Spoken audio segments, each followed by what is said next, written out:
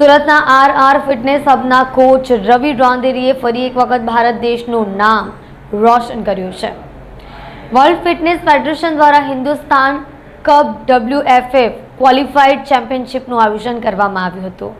સુરતના R fitness હબના coach રવિ રાંદેરીએ ફરી એક વખત ભારત દેશનું નામ રોશન કર્યું છે। વર્લ્ડ ફિટનેસ ફેડરેશન દ્વારા હિન્દુસ્તાન કપ WFF ક્વોલિફાયર ચેમ્પિયનશિપનું આયોજન કર્યું હતું, જે નવી દિલ્હી ખાતે યોજાઈ હતી, જેમાં સુરતના રવિ રાંદેરીએ પહેલો નંબર હાંસલ કરી માત્ર સુરત જ નહીં પરંતુ ગુજરાતનું નામ રોશન કર્યું છે। યુકે, અફઘાનિસ્તાન સહિત વિશ્વના 500થી વધારે સ્પર્ધકો વચ્ચે સુરતના રવિ રાંદેરીનો દબદબો જોવા મળ્યો હતો।